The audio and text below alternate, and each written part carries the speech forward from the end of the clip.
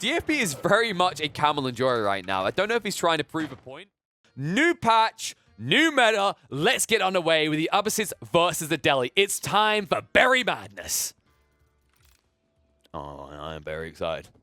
I'm sorry, that's enough of those puns for today, because it is going to be on Mountain Pass. So, a choke point type map where both civs can utilize that to their advantage.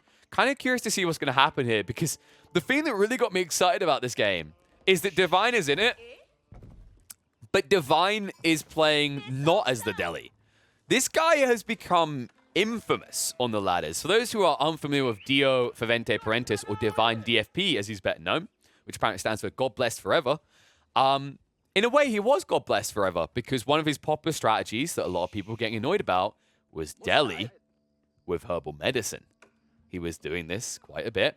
He was tilting a lot of big players, big streamers, and they decided to start dodging him. Or, if not that, moaning about the broken stuff he was doing. Before that, Divine also built up quite the level of infamy through Mongol outpost spamming, back when it cost 70 wood. He still occasionally does it these days, and he was doing it the last few days in prep for the seed lock for Golden League to make sure he had the best possible matchup to open up the tournament. But now that the seeds are locked, it's time to change. It's time to prep yourself, and instead of relying on possibly going towards cheese to win your games, you have to evolve your own strategies. And that is why DFB is going to be here playing as the Abbasids. Abbasids that have seen notable changes to them, especially around the Camel Archers. Camel Archers looking pretty beefy now. They got some significant buffs. I was surprised how much they got buffed, actually, considering how popular they were becoming on the previous patch in the final weeks. But for those who didn't read all of the notes around this, the Abbasids, there were some nerfs. Most notable one early on, you can see it already, and this affects both of these civs. When you build a mill next to the berry bush, it no longer increases it by double. It now goes from 250 to 350 on each of these berry patches, which means you've seen a significant reduction. You've lost 150 on what's usually times 6, so now you're losing an additional 900. It used to be you got 3,000, now you get 2,100, as opposed to the default 1,500 most civs get. It's still good, though, because the reality is that as the Deli and the Abbasids, you get a 30% increased gather rate on berries anyway, and on top of that gathering rate, you also collect more berries before returning. You can see they go up to 13, and that buffer up to 13 is improved vastly further by Wheelbarrow. Wheelbarrow will then increase you by another 5. So now you're up to returning 18. And that means this trek, this argument that, oh, berries aren't that efficient because, you know, as you go to the further out ones, you lose efficiency. Don't worry, because you're minimizing that distance.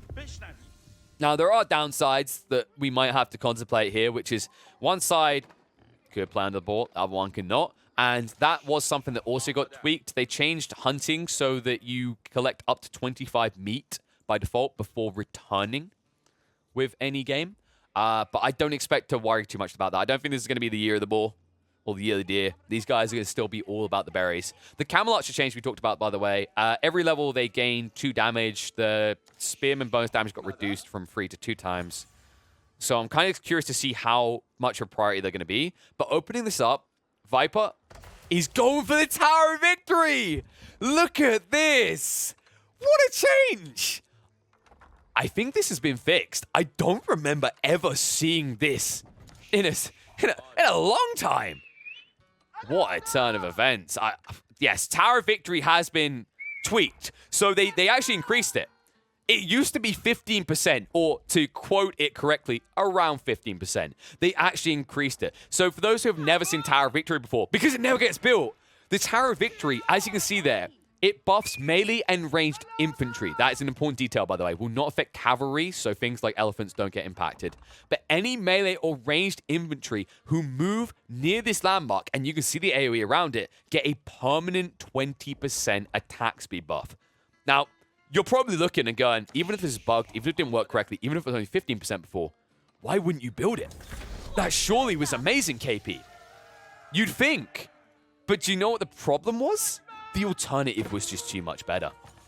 So the alternative, for those who have not experienced the oppression of Delhi for the long time, was to go into a building that allowed you to buy scholars for half the price. Instead of paying 150 gold, you pay 75 gold. And due to the nature of sanctity, giving you a huge influx of gold when you capture these sacred sites, it meant that even after the nerf, reducing it from 100% to 50%, when you captured a sacred site, you almost paid for the scholar on capture. Now that's different. Now it's a bigger investment. Now this slows down so much about the deli, because the reason they were able to accelerate so quickly is because they unlock tech for free. It's based on how many scholars are banked in mosques. If you're able to pay 75 gold to get the scholars, you're able to build double the amount on the same amount of economy. It means that you can actually stretch your eco wider, and one of the results of this was that actually going into horsemen with stables having the military efficiency tech, which you can see right here. Wait, oh no, he's already got it. You can see it underway right here, where you garrison a scholar inside and then double the production rate of the building, allowed the deli, with their increased gathering rates and their savings on producing scholars, to afford additional horseman production where other civs wouldn't. And that's what made them so oppressive. And the importance of this is that once you were able to field that many in the early game, once you're able to actually build into a large quantity of horsemen, you're able to prowl around the midfield. And this was a ripple effect for the deli, because once they controlled the midfield, they controlled the sacred sites. On most of these maps, not so much this one, but we didn't really ever see this. We're talking things like Dry Arabia, Lipany, all these type of maps where all the sacred sites are contested in the center. If you're able to dictate flow around the center and control those sacred sites, you're passively generating gold by default as any civ with 100 gold per minute. But when you played as the deli, you would get an additional 100% once upon a time. Then it got reduced to the 50%. And because of this sanctity tech, not only were you generating more gold, but you can see it right there, you were able to capture those sacred sites before Castle Age, and you did have your religious figures to do so, because scholars are built at the very beginning of the game for the deli and critical to practically everything they want to do. So that long, in-depth explanation should kind of, I don't know, it's like writing a textbook on deli. I mean, Salami right now come in and adds his own deeper version. That's just the beginner's guide. He could probably tell you more, but Viper, he's got some lessons to teach here. He's evolving the game. He moves into the spears, into the archers, and with this bonus attack speed, his force is going to be so much more efficient. He might not be saving on scholars in terms of what they cost, but he can still produce them. And in the meantime, he can now get more bang for buck out of individual units he's producing. The cool thing about Tower of Victory, the thing that might now finally be realized, is if you're able to go late enough into the game, the limiting resource doesn't become, oh, these scholars cost 75 gold more. It becomes, oh, I can only have 200 units. So what if I told you that we reach a late game situation where I can make any infantry out of that 200 pop cap I'm using 20% more effective on the DPS? Because that's what you're doing here. The attack speed buffer is doing exactly that. And it means the Tower of Victory should have been a good choice. But it never was, because the deli was never about that late game. They were all about the feudal aggression and prolonging feudal long enough to starve their opponent out via a natural tech up off of the sacred sites. But things are changing. Viper is evolving, and he is looking venomous here as he's building up a strategic strike force in this very thin stealth forest. And what is DFB doing? DFB is looking to TC boom. Back TC, hidden far away in a efficient area, actually. He's got a nice wood line here. He's got the berries in the meantime and the fat gold veins. So he will have efficient economy. What I mean by this is because there's TCs over here, when he produces villagers, he wants as minimal downtime as possible before they start working.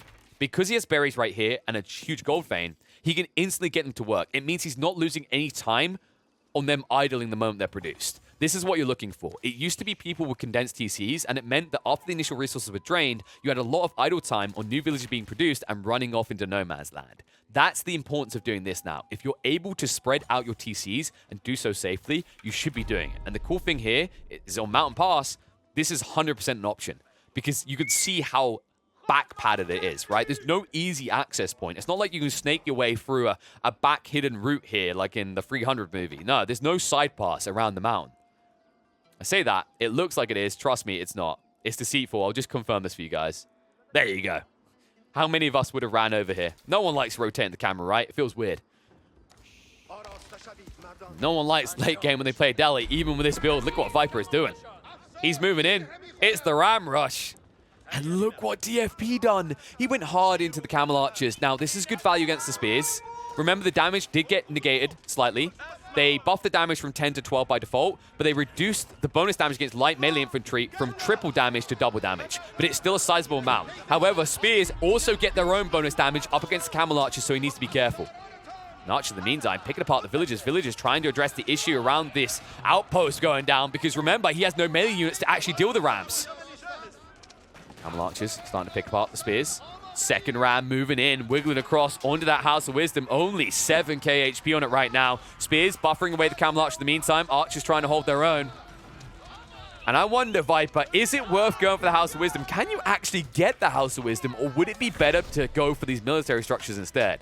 Well, Viper doesn't care, because he already moved out for both sacred sites, which means he's now generating 150 gold from each of these, giving him passive income of 300 gold per minute, which is going to match what DFP's been getting. Now, pressure starts to come out. One ram's going to go down.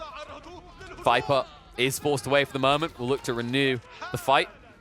And remember, these Camel Archers have no missile resistance, no melee resistance, which means they take pure damage. It's 175 health to get through, but they're a hell of a lot less tanky than, say, a French Knight. And they cost the same. Different resource type, but overall resource cost is still 240. It looks like Viper's going to be buffed away. We'll retreat out with the ram.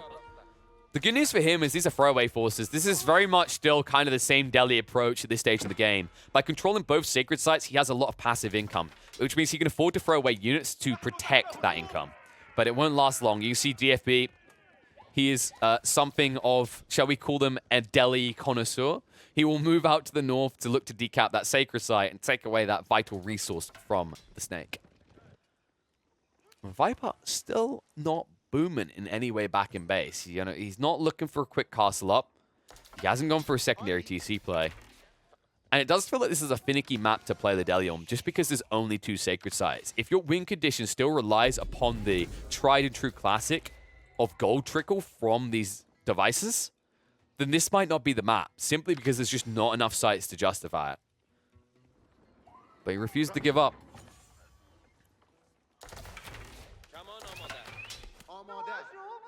He'll renew the count.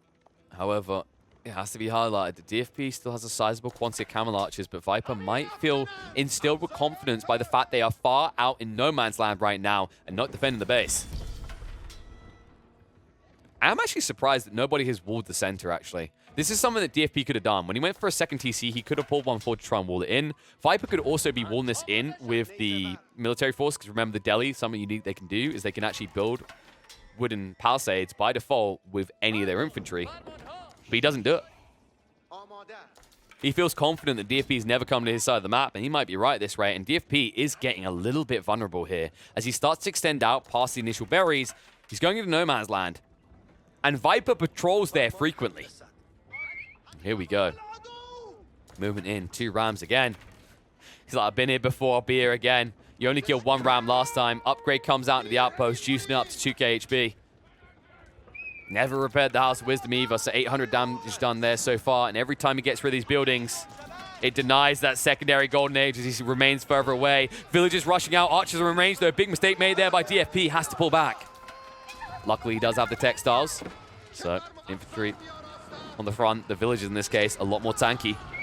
But the Rams are doing the business. In the meantime, the archers are picking apart the villagers. More of them are going down. Viper decreasing that lead that DFP's building.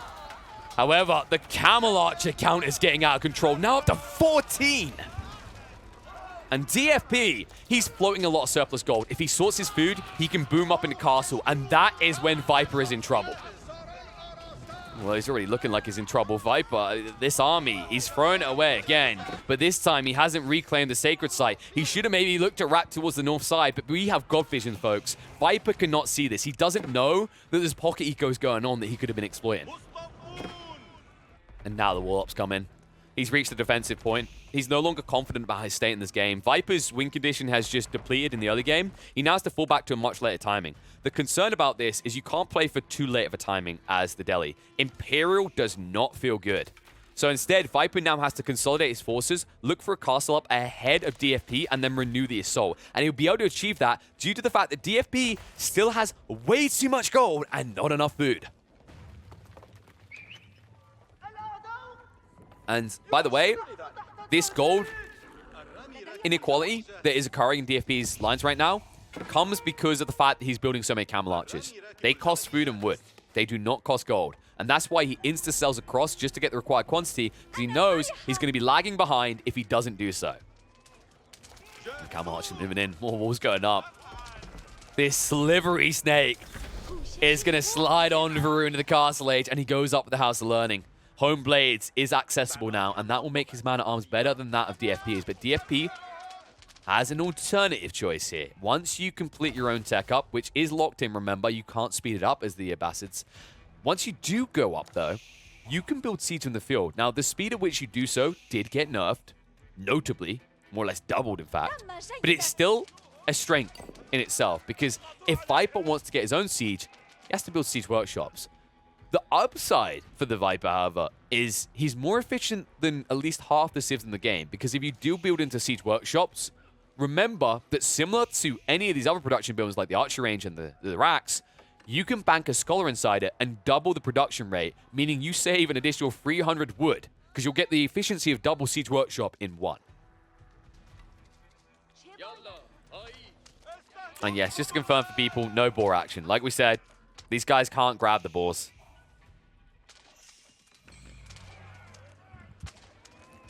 It's kind of refreshing to have a game where boars aren't even a point of contest, isn't it? After the end of the last patch, it's all we ever saw out of people, but times are changing. These Camel Archers is taking them so long, but they're slowly getting through the first wave. And just in time for DFB to make it up to the Castle Age. You want to say home from lunch, but his lunch is ahead of him because he wants to munch through Viper. Viper needs a solution soon. And he's going into the Trebs? Okay, there we go. I was about to say, there must be a misclick. He switches over to Mangonels, and there we go. Banks the Scholar, and instantly it only takes him 20 seconds as opposed to the normal 40. Now, DFP doesn't have the solution to this yet. He has got tanky units in the Camel Archers, but they're going to take a lot of damage if Viper reaches like 3 or 4 Mangonels. So Viper needs to be deterred from this. DFP needs to build into Springles if he wants to hold this advantage. Otherwise, you could very quickly lose this heavy investment into Camels. And roll out. First shot coming in. Nice dodge out. Not too much damage done there by the snake. He gets his breathing room, and I wouldn't be surprised if Viper considers going on a stone soon. A keep in the central pass could consider control, right? Like, it's definitely a worthwhile play. And I think DFP is considering himself. He's already got 400 stones saved up. This is either a third TC or he's playing towards a keep. And it is going to be the keep. There you go. Banks a crap ton more stone. And the keeps are good here, because something you can now access, you can see it here, Medical Centers is available. After he completes this tech, the one before it, the Preservation, he managed to make research 30% cheaper. That means now the Medical Center only costs less than 250 resources, and it will heal all units around any keeps he builds. It's a powerful tool. And I say healing, but I don't just mean healing. It's going to repair as well. So if you have Siege next to your keeps, they're also going to be passively repaired. Viper moving out. Mago and a Treb. So many Camel Archers now. 210 health as well. Means one Mago cannot do enough. And there's the keep. DFP rushing to build it up. Needs to be careful. The Mangonel might expose him a little. But Viper is paranoid. He sees the Camel Archers approaching. A shaky state it sets in this game. Treb will be ready to address the keep. Walls are now going up from DFP. He's trying to layer himself here. Create a natural choke point where he dictates the flow. And that's what this keep is all about. Forces his opponent in towards this area under the influence of the keep, where he will have all the benefits. And he's almost got that next one coming through. 15 seconds till Medical Center's done. And also the transition to farm. So DFP is sustained. He doesn't need to extend much further. And it's important that he does this right now. You can see he's drained all the resources. Viper has got a little bit of wiggle room left, as he's got some options. He could go into the deer here, but overall he's going to have to make an uncomfortable switch soon as well, as he'll have to go into farms himself. Meantime, he'll go into elephants, which use a lot of food instead of producing it. Mangonels, target out. Spears move in. 1 or 2 of these camels are going to be going down. Frustrating to get the brace off against a ranged cavalry unit like this. Ranged cavalry exists on both sides now. You can see how dominant the Tower Elephants can be, as they will scare DFB back for the moment. And Treb will start to distract. DFP is running out of wood, so needs to be careful. It's also the fact that he now has idle economy having to repair this. But his economy is much stronger. You can see 91 to the 55. He is far, far ahead.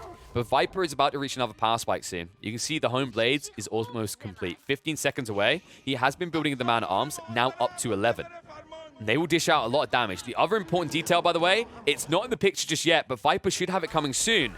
It's going to be the Forced March. It's 25 seconds away. Forced March will allow him to insta-gap close onto the Camel Riders, because while they move at 1.87, courtesy of the upgrades that were acquired by DFB, with Forced March, even the man-at-arms will move at over 2 tiles per second. And those Spearmen, they boom up to 2.5 tiles a second for 10 seconds. Viper looking to yoink the forward resources, forces more defensive maneuvers out of DFB. And he's stabilizing. He could go back for a second TC, but Viper doesn't want any gaps in the pressure. He needs to just keep mounting the force until he's reached critical mass. You can see he's fast approaching it, up to 78 now. Keeps slowly being repaired still. Not losing too much efficiency to keep it up. Only one Treb so far, but the second one coming in is going to start to force more pressure. The Springles need to be careful as well. This is actually the big weakness. The Camel Archers can somewhat disengage, even with that Force March status, right? Now being up at 1.94 movement speed. However, your Springles are 0.88. They do not have the same luxury. And now the Camel Riders. Well, this unit did get buffed. Its base damage got increased. And it is a 270 health unit compared to the 210 of the Camel Archers. I don't know if it's going to be good enough here, though. I mean, there's not many spears, and that's the potential in DFB has, is the counter to his unit. There isn't many of them. DFB is very much a Camel enjoyer right now. I don't know if he's trying to prove a point. We'll have to find out if that point is true, though. Are Camels now broken? They did get substantially buffed. Their base damage has got increased. A lot of tweaks that added up to benefit this Civ now. But I don't know if full in on the Camels is exactly what you need to be doing here. One thing I will say, these Camel Riders are going to sting against the Elephants. In theory, that's where it's good, right? So you can use the Archers to get rid of the Spears, and then the Camel Riders address the Elephants really well because they're classified as cavalry, which means you're getting the bonus damage, doing 29 damage per strike, and also having gap closing capabilities very quickly with the 1.87 movement speed, which is only 0.01 slower than a horseman. Siege continues. DFB starts to build more of these outposts. The Viper, it might be a new patch, a new dawn, a new day, but some things never change. The trebuchet count, the trebuchet strategy is still in full swing here as he goes up the third.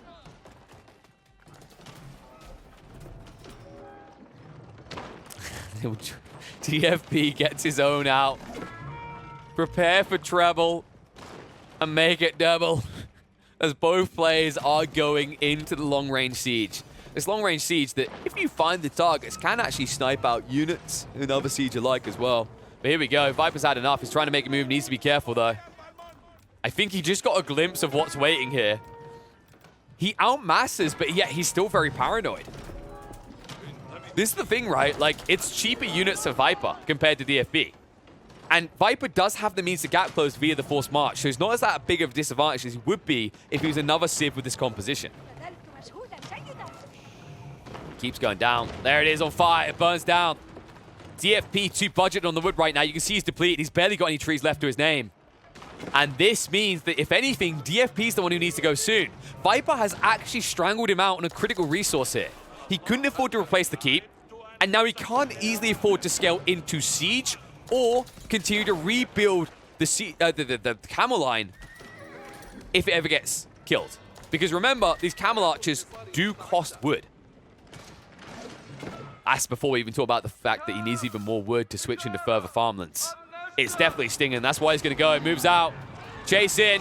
Viper throws in the front line. Cluster at the center. Tower Elephants moving around. Trebs being targeted out by the Sprill. Sprill being targeted out by the Trebs. And they're doing more damage here. Mangonel in the meantime. The line splits. DFP trying to wrap around. Elephant's trying to hold. But they're surrounded on all sides. And everything is going down. Viper quickly losing that military count, but just as quickly as it's fallen for DFP, the Mangonel is finally addressed. Heals coming out. Viper folding back further onto his secondary line, but the range line is strong. 34 archers to hold back. DFP's front line is all but gone. The camel-only strategy has fallen. And he's barely got any in the front. He tried to switch it up last second in the Lancers. Really impromptu here. But the archers really weren't making the difference now. Trading piece for piece, keep on the front. DFP trying to establish some dominance here, some hold. But the Elephants are in the mixer again. Moving forward, no longer counted out by the Camel Riders. One of them is going to fall, but 2 remaining. And Viper, he's stabilized it for the moment, but he does need reinforcements soon. DFP down below 30 military pop cap, but Viper shrinking just as quickly. And it becomes a race of disposable income. DFP is able to afford plenty of camels via his ridiculous food income. Viper, not so much. He cannot reproduce the elephants at the same pace. And it means every unit has to last longer for him. Not easy to do up against these camels. Camels that have had the double armor upgrade, so they're taking a lot of reduced damage against these archers. And these archers are going to be thrown in ways the trebuchets can retreat. It looks like DFP is stabilized. Viper is forced to rout. And this is all because if he is playing to the Trebs, he's playing to the Elephants. Maybe 1 or 2 additional Mangonels might work better for him. He's paying the price for it. DFP being sniped by the Trebs. And switching now into the Lancers. Viper understands if these walls fall, so does he. And it's not a great wall to bet your game on. It's not a stone wall. It's not going to hold back these lads for too long. Molly's coming out as the Lancers start to burn through the buildings at the front. Trebuchet is still trying to just snipe down these camels wherever they can. Sprills as well as he gets another one. 100 damage per shot coming out. Holy smokes. And the Mangonel starting to increase. And this is problematic for DFP. He needs to breach right now. But look at the repairs coming out in the Trebuchets. The Mangonels are making the difference. DFP's losing his army quickly here. Viper is once again stabilizing. The defenses are holding for him. The military count is more or less even, and this is a miracle. Viper, he's being double ecoed up, yet he's somehow sustaining himself right now. The question is, where do you go from here? What can you do next? Trebs targeting out your Mangonel. Mangonel's really the last lifeline, and Viper is drained dry here. Barely any wood left. If he loses this siege, it's all but over. And now with the breach, he's in trouble. He can't hold. There's not enough troops here anymore.